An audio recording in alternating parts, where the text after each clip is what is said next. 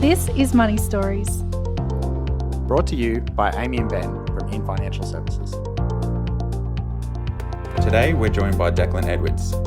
Declan is a happiness coach and founder of BU Happiness College. Today, Declan will share his money story and why happiness should be important to everyone. Welcome back to another episode of Money Stories. I'm Amy Harris. And I'm Ben Harris. And today we're here with Declan Edwards. Hi, Declan. Hello, thanks for having me. No worries at all. Declan is the founder and business owner of BU Happiness College, a place dedicated to helping people live more meaningful, fulfilling lives by learning the skills of happiness. So he's going to be a very exciting guest today to talk to. Declan, you said it's been a 15-year reunion since we've seen each other last. I believe so. I was figuring it out on the way in. I think it's been 15 years since we last Do you saw each remember other. when it was? It would have, I dare say, some sort of high school party. High school party. Yeah. I remember we went to like Riverwood Downs or something. Oh, that's more than 15 years Really? then. Yeah. Oh, I feel wow. like it was then. We got a lot to catch up on. We do have a Probably lot. not on air, but at some point. And do you want to talk about your news that's coming up in the next 2 weeks?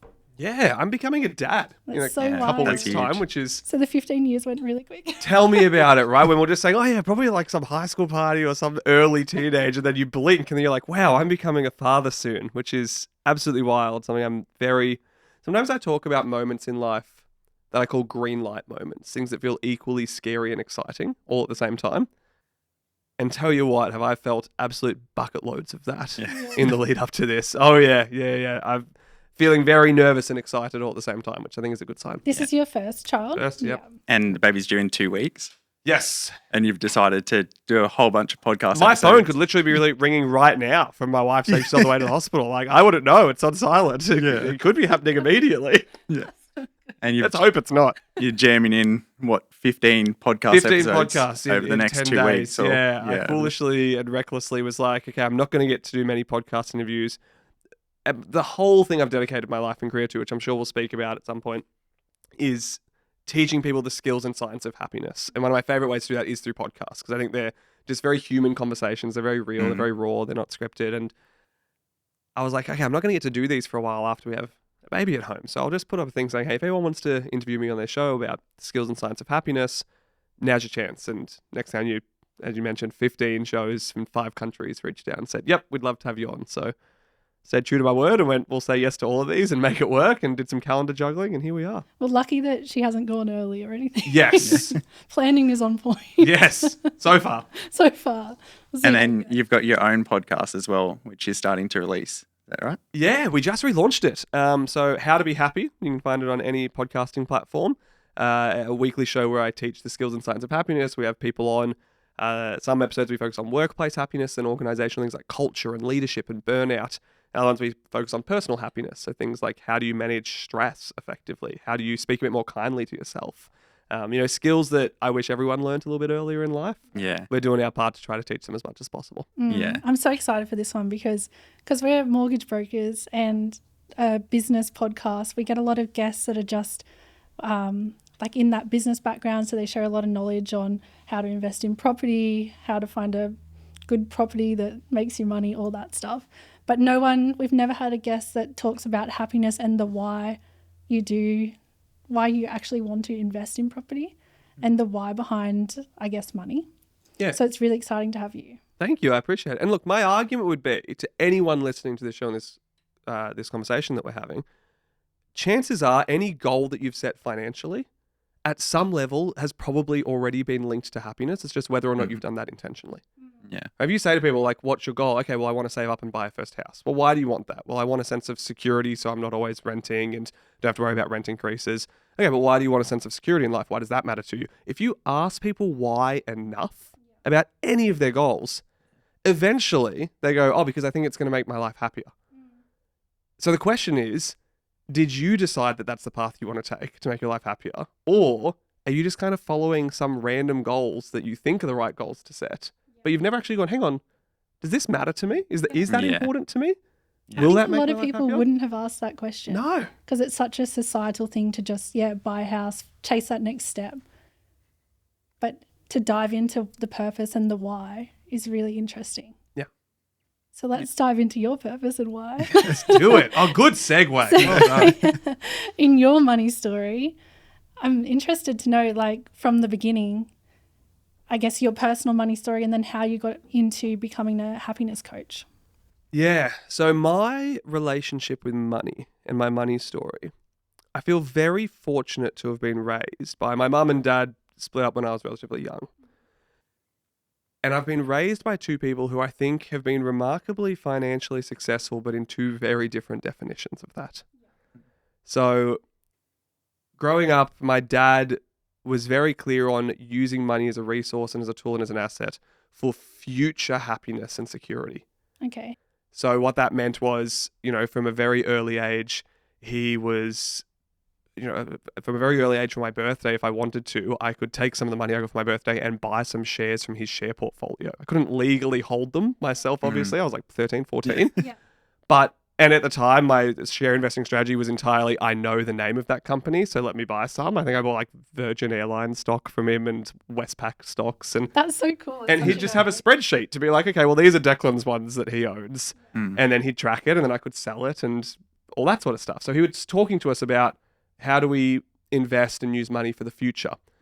The drawback of that approach was I've seen my dad become, quite successful in his own right. He's dedicated his entire life to his career and done very well. And he's coming up on 42 years active service in the military. Oh my God. And he's done quite well financially as a result of it. But he's also the kind of guy who I think has delayed a lot on things that are meaningful and purposeful to him and delayed a lot on things that genuinely would help with happiness because it was always, well, we're setting ourselves up for the future. Yeah. It was never how do we use it now as a resource. Yeah. The example I give of that is I cannot tell you how many years went by where he would tell me that his lifelong dream was to go snowboarding in Japan. And I was like, my man, I know you can afford it. Yeah. Like, go. No. Why are you not going? Don't take anyone. I don't need to go. Like, if your lifelong dream is to go snowboarding in Japan, go snowboard in Japan. And every year it was like, oh, not yet. Money's not right. Timing's not right. Like, everything's not right. And then finally, like, I remember at one point having a bit of an off-the-cuff discussion with him going, hey, at some point, snowboarding in Japan is going to be a hell of a lot less fun when you're 60 or 70 compared to when you're in your 40s or 50s. Your body's going to start saying no. Absolutely. And so finally he went this year. He went and snowboarded in Japan. He loved it. He sent me photos. I was like, this is the best thing ever. I'm so stoked for you. My mum, the exact opposite. My mum was very, and is still very financially attuned to how do we use money in a way to help and support and enable others. She's very altruistic. And how do we use money to create memories together? So she's more focused about how do we use money, almost setting up our past happiness, things that we can look back on with nostalgia and pride and gratitude. And so, again, I consider myself, when you messaged me saying, hey, do I come on the show? Think about your money story. I was like, geez, what is my money story? I mean, I've actually got two distinctly opposite ones. And I'm so grateful for that because I hope what I've been able to do is kind of pinch the best parts of each. Yeah, for sure. Right? Because the drawback is sometimes it led to mum maybe splurging a little too much on something that was a good memory, but then afterwards going, oh, now things are a bit tight financially. Probably should have saved a bit more. So my hope has been I've been able to kind of pinch a bit from each and learn a bit from each. And they've set me up to be the man I am today. Yeah, wow. That's so cool. That's such a good foundation. Yeah, one I'm grateful for. I love your mum's approach. I feel like I really resonate with that. And I feel like Janine's approach is very similar. Yeah, Janine's approach is very similar. But I like taking like the two and putting them sort of together because, like you said, you don't want to splurge too much now and then leave yourself in a position where that future happiness just gets delayed as well. So, yeah, really putting them together. Yeah. So do you want to, I guess, dive into a bit more around that and like what bits you took from each of those and how you've sort of put them together and then how you're also teaching that to other people? Yeah, I think, so something that I took from both of them that I see in hindsight now, didn't see at the time, the sense of like financial responsibility and ownership from both my mum and my dad has been very much placed on my shoulders. So what I mean by that, right, even with the shares and all that, when I was growing up, we'd earn pocket money. And Dad would sit us down on our birthday each year and go, hey, good news, you're a year older, which means you've unlocked more responsibilities. Yeah. We're going to add things to your chore list. Oh, And I was like, oh, this is a terrible birthday present. All I wanted was a PlayStation. Why are you giving me this? He goes, but with more responsibilities comes more reward. So if you want to take them on, you can get paid some more money. And I remember back then, I mean, in this day and age with this economy, this is going to sound ridiculous, but it was like for every job you did, you got $1. So it was like absolute child labor. It's child labor, like mowing the lawn for Yeah. It was like, here's $1, go do the dishes. And I'm like, okay, cool. But then he's like, if we then went out and I went, oh, I really want a milkshake. He's like, okay, you've earned your own money this week. Like you're 15, you've earned $15 doing 15 jobs around the house. You've got to pay for it. Go pay for your milkshake. And I remember at the time being so frustrated. I'm like, well, can't you just buy me a milkshake? But it did teach me to be responsible with money, right? And I thank him for it now. Didn't thank him at the time. Do thank him now. And even mum did something similar with ownership and responsibility. I remember her sitting me down. I was, maybe 17, 18 years old, starting to become an adult, talking about what does it look like to become more independent in life. And she said, I am happy to give you like a helping hand financially and a leg up as a starting point. But then it's up to you to figure it out. And what she meant by that, she goes, I will help chip in to help you buy your first car. Basically, it was like $1 for $1 match. Whatever you've saved, I'll match it. I saved $1,500 working at a pizza shop. And that's a lot to save. Yeah, and she chipped in $1,500 with me. We went out and bought a $3,000 Toyota Paseo, which was falling apart. Actually, it lit on fire whilst I was driving down the freeway, and that's how we got rid of it. But it was a little I thought it was a sports car. I thought it was really cool. And there was this sense of ownership of oh yeah, I saved for this. I worked for it. And then mum had helped out. She goes, okay, I'm never helping you buy a car again. That's one. Mm-hmm. When I was getting married, she went, I'll chip in some money to your wedding. I think it was $5,000 she put towards our wedding. And she goes, and then your relationship is your responsibility. Mm-hmm. So use your finances wisely in how you look after your marriage. When you're buying your first house, I'll chip in, I think it was $5,000 as well. I'll give you $5,000 towards the deposit. Yeah. The rest you've got to do yourself. So there's always this sense of my family is there to help and support and kind of nudge me in the right direction. But if I want to make good things happen financially, I need to lead that decision. I need to lead that process. I can't just wait for it. And how do you think that's affected you? Yeah, I think it's made me definitely respect money more in the sense of what it can do. It did lead for a little while there. I did find I was leaning a little bit more. I think now I've integrated the different approaches that my parents have. Whereas I think maybe in my early 20s, I was a lot more, I'd go through months of swinging to each one. Yeah. So I go through a few months of save, invest, set up the future, be really financially responsible, have no fun, kind of do my dad's approach, right? And then I'd then go through a few month period of got 10,000 in the savings account. Let's burn it all. That's, memories. Yeah, memories. Like mum said, let's buy happiness and buy memories and let's go crazy. And so I think, I think there was about a 5-year period there where I was I'm doing the worst of both of these. Yeah. Thankfully now it's a lot more, hey, I respect what money can do. I remember I used to be, especially as a happiness researcher, I get asked a lot, does happiness buy money? And I used to be in the bandwagon of no, it doesn't, until someone pointed out to me how remarkably privileged that is to say. Yeah, that's so true. The only people who are saying money doesn't buy happiness are people who are not stressed about putting food on the table and a roof over their head. Yeah. And I went, yeah, shit, that's a really good point. Yeah. So I went back and looked further into the research and literature and had more meaningful conversations and went, financial stress is a massive block and barrier to happiness and to well-being. Definitely. And so if we respect money and we take care of money, not that we're hungry for money, not that, I talk to people now, I'm money's, even in our business, I'm hey, profit and revenue are not the goal. Profit and revenue allow us to make the impact that we want to make on the world. Yeah.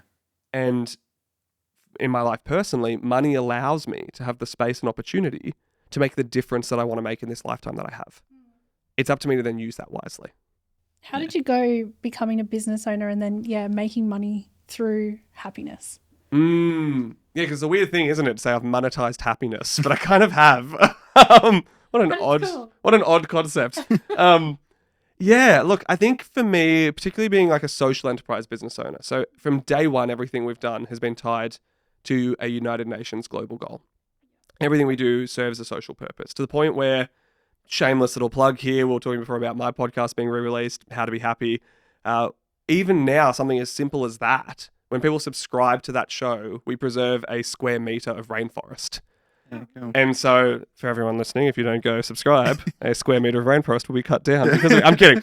But everything we do is hey, how do we tie, when someone comes and does something with us as an organization, we make something good happen in the world that they might never even see, right? So subscribe to the podcast, we preserve a square meter of rainforest. When someone comes to the college to learn the skills and signs of happiness, they enroll in a personal happiness coaching program.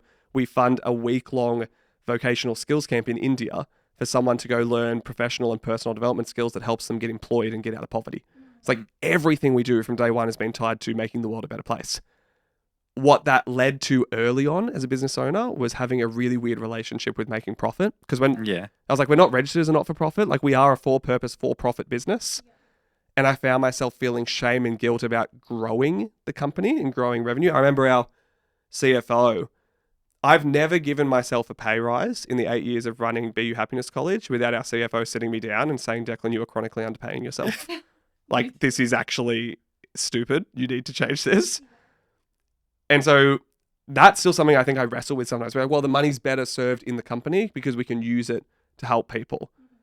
And then, you know, over time, our accountant, our CFO has been able to be like, yeah, but you also need to make sure you're looking after you and your household and your family in the process. And it's not trading one for the other. Both are valuable.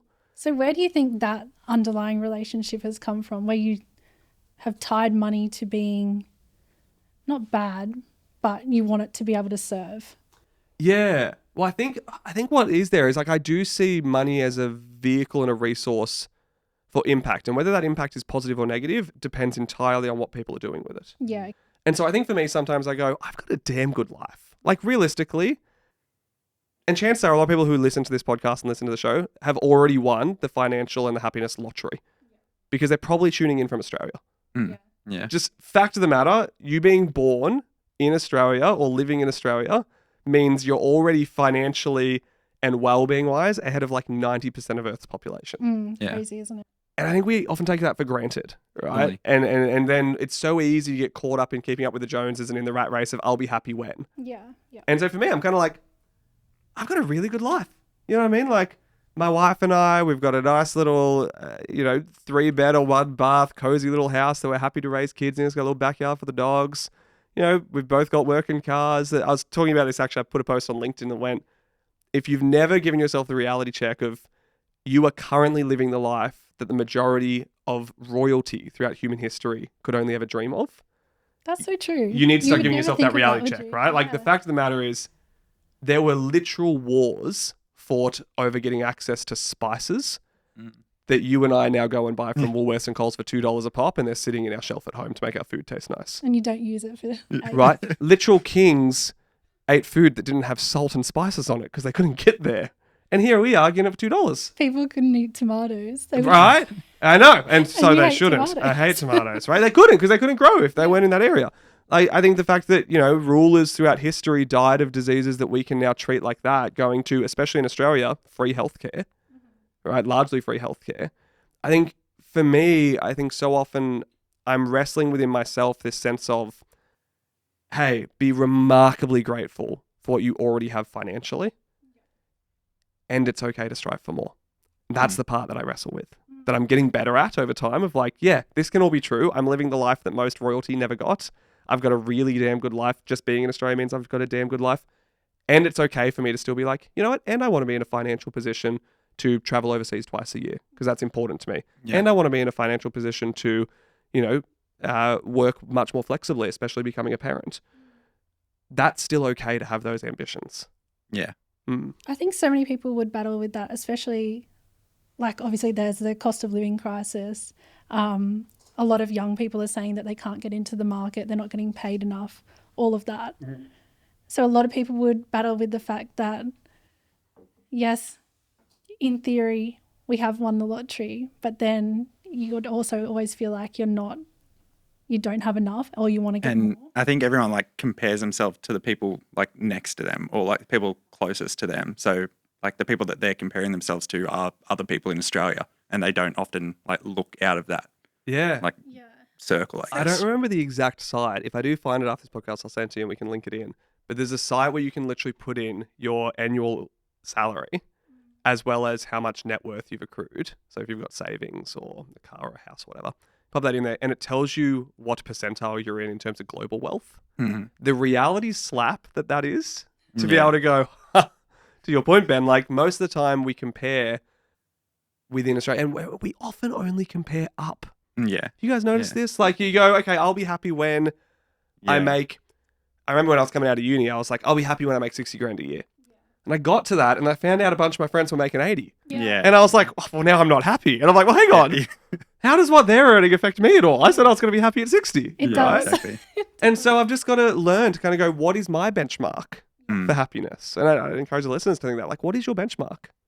So how did you go figuring that out? Or I guess like you're still battling with it, but how have you gone approaching that? Yeah. So lots and lots of, particularly because, I'm married. So this is a shared conversation. Like my idea for what is financial success and happiness needs to somewhat align with my wife's. We can't be on two very different journeys there. Yeah. And even that was interesting because, my wife's very much of the person, I remember we started talking about money more openly. And she said to me on a whim, she's like, yeah, but like, why don't we just pull all of our money out of the bank and like store it under our pillowcase? Like, this is literally like, she was kind of like, just protect it, preserve it. She's like, I don't want to take, she's so risk averse. Yeah. So She's she would have a completely different money story to you. Completely different, right? And as a result of it, when we tried to talk about it, like each other weren't feeling heard. So then money became a topic that led to a lot of conflict, which is not good for a marriage, right? Yeah. And so over time we had to be like, well, hang on, we need to work this out together. And so we got better. We started having monthly money dates where we'd go out for a nice meal together at a restaurant. And we got the idea from like the Barefoot Investor. Between each course, we had to have a certain conversation about whether it was like our super or our savings but we made it fun. Like we made something that we love doing, which is going out for a nice meal, and we'd choose a different cuisine each time. And I love that. we'd start making it fun to talk about money, right? Yeah. And so the more we spoke about it, the more we started to go, okay, first and foremost, we mentioned that money does buy happiness. It's a privilege to say it doesn't. What is the point where we feel financially stressed? We need to be serious about that because that is going to have a negative impact on our happiness. So as a household, what do we actually need to make to cover our basic living expenses? And we need to figure that out first. And I think when you sit down, I think a lot of people overestimate that before they sit down. Yeah. We think we need the 6-figure income to be happy. And a lot of the time, you probably don't, right? Like as a household, it's probably all right to go, okay, well, what's actually going to cover rent? What's going to cover food? Yada. And again, I say there, what are your necessities, right? Like buying the new iPhone every year is not a necessity, right? There's a point where you have to go, what's important? Yeah. But So- do you factor in like them holidays Yeah. that you want to Yeah. Well, first is what's necessities. Then the second is what aligns with our values. So it's not a necessity, but it's really important to us. So like, man, I think in the last 10 years, I could confidently say I've spent less than $1,000 on clothes. I just don't give a damn about them, right? But the money that would be spent there, and my wife and I both rarely ever drink alcohol. We maybe have 3 to 5 standard drinks a year. So the money that we save there goes, okay, well, what matters to us? Travel. Travel's super important to both of us. Books are really important to us. We've got a really nice like library set up at home in the office because my wife loves reading. So we go, what's important to us? Let's spend on that, right? So we go, what's the necessities? What's important to us? And then from there, what do we want to give back? What do we want to leave? Right? And so it's through those conversations that we've been able to create some sort of alignment on, well, what are our numbers? This is our number that allows us to not be at risk of financial stress. This is our number that allows us to live a very fulfilling life in terms of like creating good memories and doing things that align with our values. And this is our number where we feel like we're creating legacy impact here. And that's not just a salary number, that's like a wealth number. So for us, we've even got to the point where we're like, this is the exact amount where work becomes completely optional to us. That's so And when we're at that point, we choose to do work that we're just doing it because it matters to us. Like it's no longer tied to money at all. Yeah. And do you talk about like how you'd make passive income so that you don't have to work? Yeah. Not so much so that we don't have to work with passive income. It's funny, maybe I'm a bit jaded on this. I think passive income is an alluring lie because I think there's always an element of effort put in. Either the effort's in decision making. So I'm a lazy investor.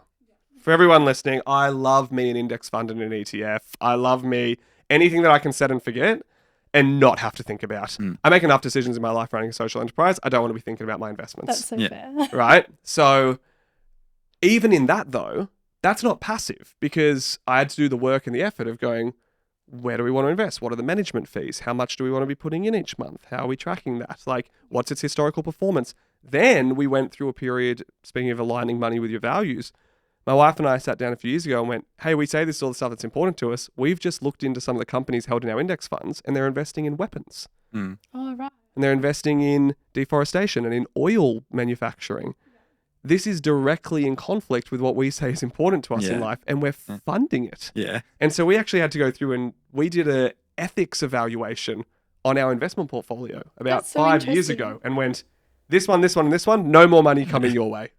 Dead to us, right? Yeah.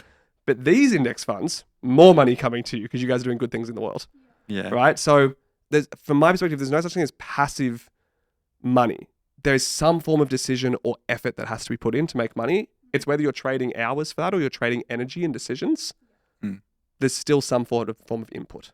And how has that conversation changed now that you've got a baby on the way?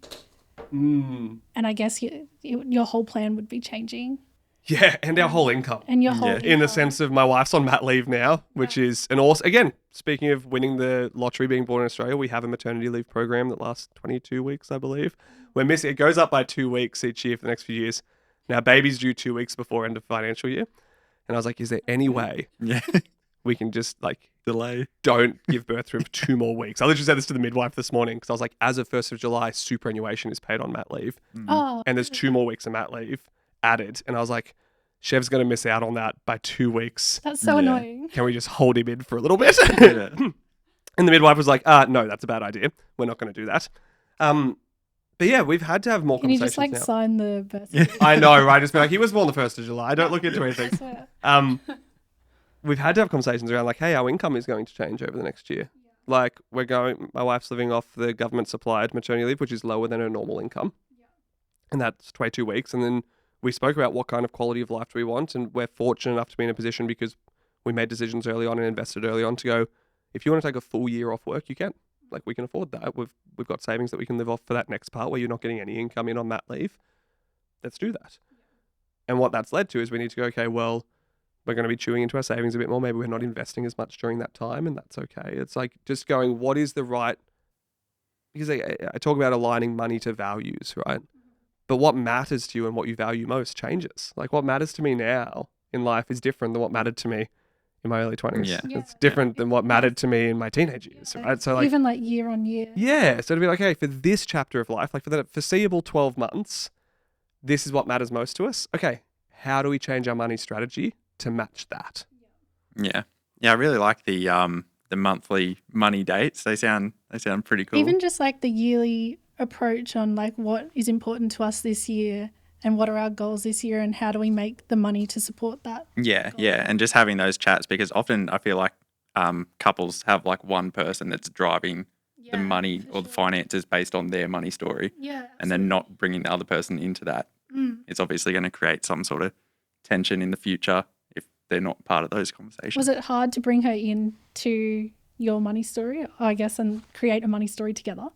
I mean, at first, yeah, massively so. And I'm sure Chev doesn't mind me talking about this sense of like whenever I'd try to talk about money early on, just the shutdown and defensive-ness that she would have, I which feel I think like is a lot of people natural. would see that. Yeah. Absolutely. We do that around something that we feel insecure about. And money already carries so much emotional weight Yeah, and there's definitely. a sense of taboo. And then, you know, I mentioned at the start, I'm very fortunate for the upbringing I had from my parents. Chev didn't have as much of that. They didn't talk about money as openly. And so I think it was something that she felt not as equipped in. And so as a result, we'd try to talk about it and it would just be walls up. And it took a lot, you know, thankfully, I run a whole college dedicated to human skills. So talking about like being able to have clearing conversations, being able to hold space for someone in a supportive way, the soft skills that lead to not only better decisions with money, but also better marriages are thankfully ones that I've spent a lot of time building. And so is Chev. So we're able to sit down and go, hey, I know this is tough right now. I know this is uncomfortable, but that's a good thing. That means it's stretching us. It's expanding our potential. Let's lean into that. And so thankfully over time it became, you know, like any other skill. If the first time you pick up a guitar and you're wanting to learn guitar, you're going to suck at it and sound terrible. It's going to be uncomfortable and gross. It's kind of the same with like talking about money. It feels super uncomfortable and disgusting and gross at first, but then the more you do it with your partner, the more it just becomes a normal part of your relationship. Yeah. And I think it's like really weird that we don't get taught about like money and then also happiness and leadership. None of that gets taught at school. So when you eventually get to having those conversations, you feel like you're unequipped to have those unless you've done some Or sort you of... approach them wrong and it just Yeah. goes fine. Yeah. But yeah, having the conversation is the first step, isn't it? Yeah. And I really liked what you said, or what you were saying about why you went into your line of work, and you're not doing it for like trying to grow your income every year. Like that is a byproduct of what you're doing, but you're actually doing what you're doing because you love it. And like you can just see you smile when you talk about it. It's really nice. So It's on purpose. yeah. And so that, do you want to give us a bit about like how you got into doing what you're doing, why you sort of like, how do you even know that that was an option to open your own college and start teaching people about happiness and life skills? And Yeah, look, I stumbled into it, to be honest, very much accidentally.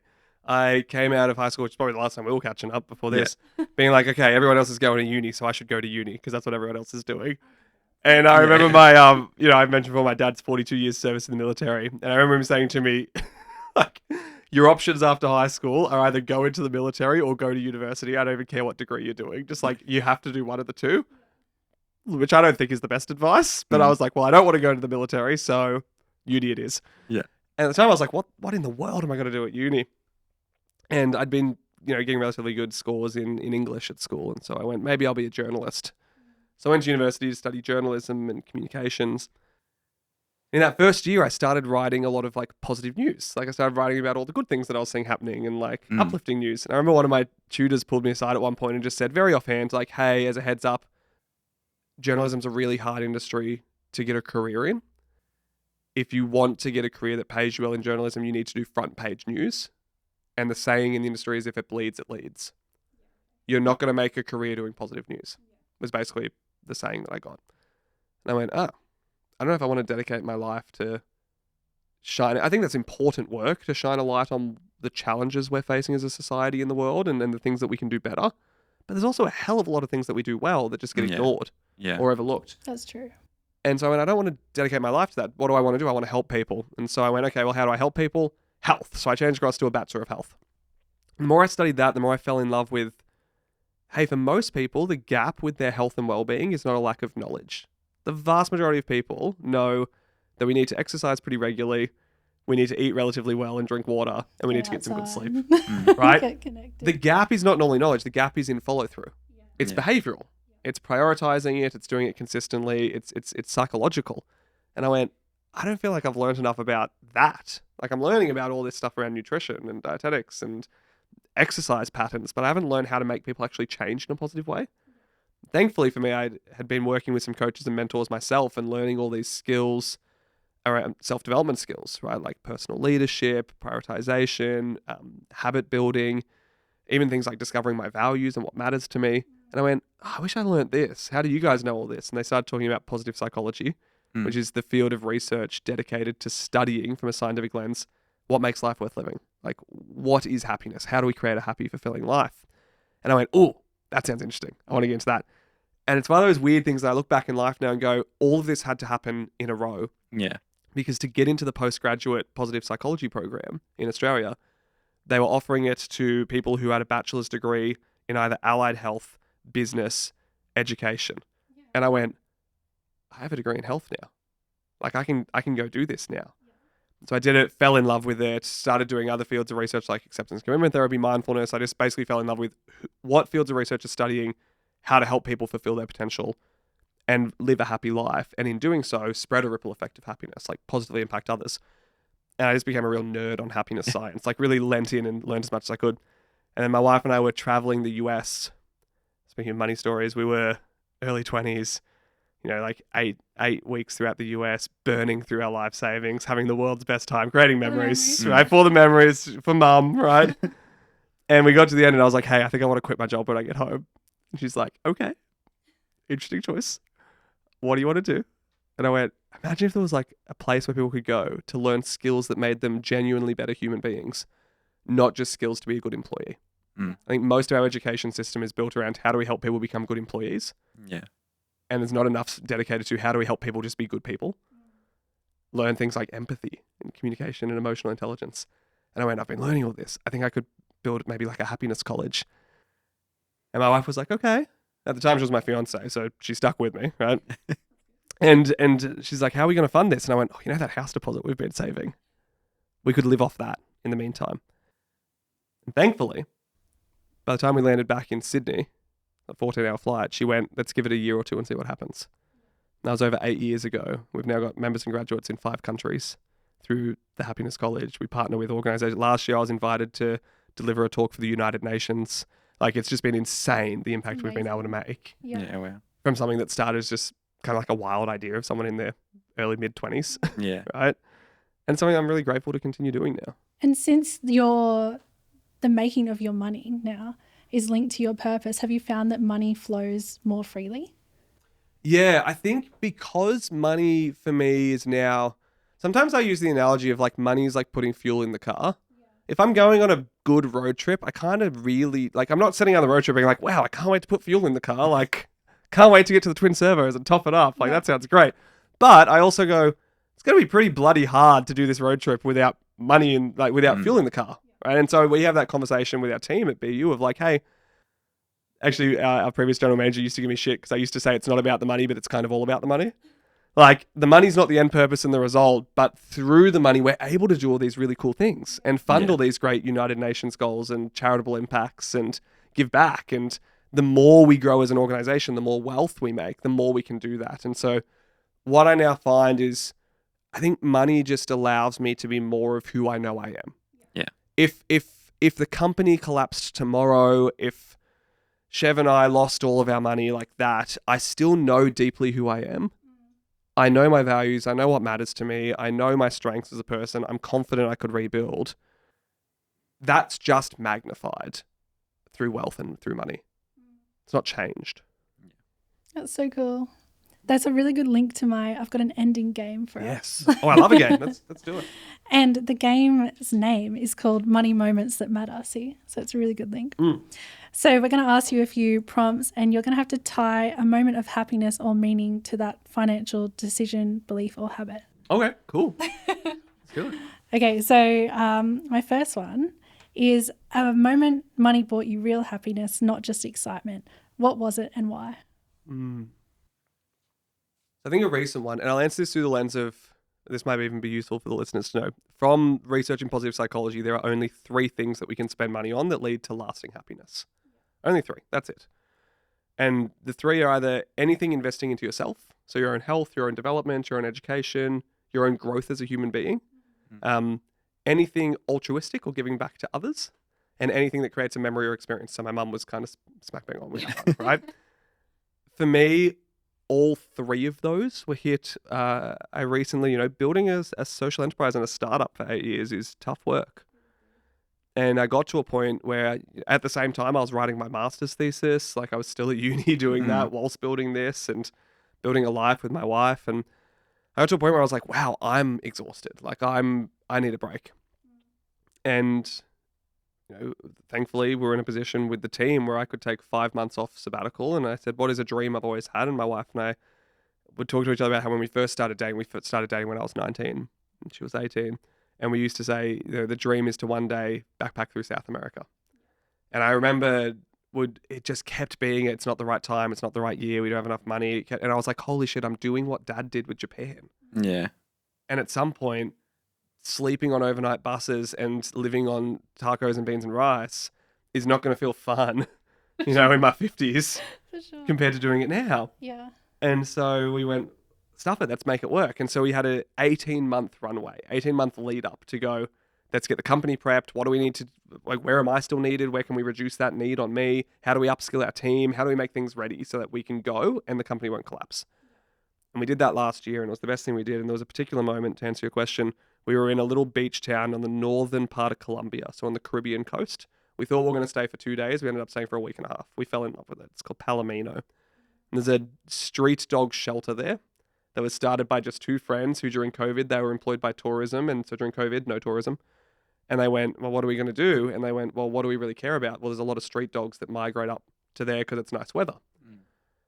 And they went, well, most of these street dogs just need a bit of medical support and then they're fine. They're well fed. Like they're happy dogs. They need Especially medical for all the support. tourists. They would. Yeah, right. Especially up in, it's a beautiful part of the world. Like if I was a street dog, I'd love to live in the Caribbean coast. Right. And so we saw when they were there that they were like, hey, we're looking for people to come volunteer and you can pay a certain amount and you take the dogs for a walk down to the river and you take them on their daily walk and for their swim. and So you fun. feed them. So we went back twice, right, in the 10 days we were there.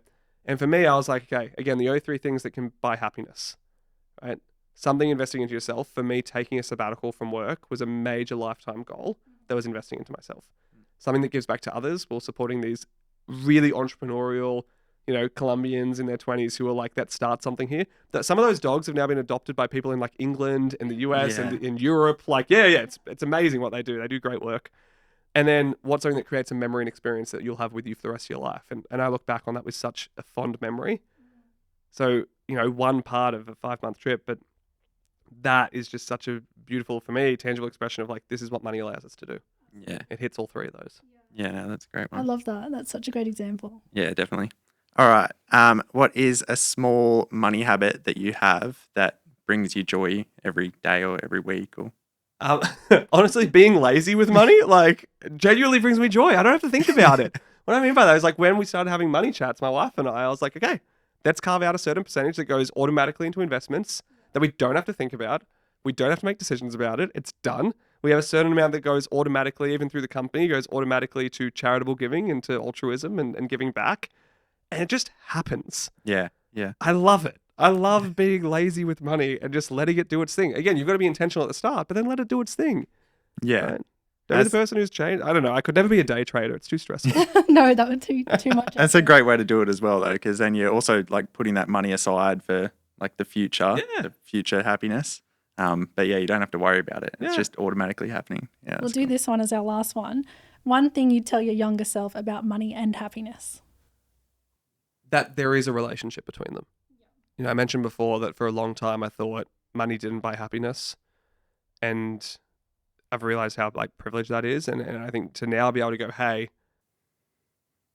struggling with money is a massive block to happiness, but then also once you're past that level of struggle and you're like, okay, we're doing pretty well financially, what do we do next? Then being intentional about those three things that buy happiness. So how do we invest it back into our own growth and development as human beings? How do we invest it into helping and supporting others? And how do we invest it in creating memories and experiences? If you do those three things, I promise you can buy happiness. For sure. Well, thanks so much, Declan. That's so amazing. Yeah, that I was love great. how you've tied money to your purpose. And I think that's something I need to think about doing now, because it's so nice how you hit all three of them things. I really want to look into it. Yeah, definitely. No, it was really very interesting, your money story, and just what you're doing in the world in general. Yeah, absolutely. Thanks for coming in. Thank you. Thank you. This is Money Stories. Brought to you by Amy and Ben from In Financial Services.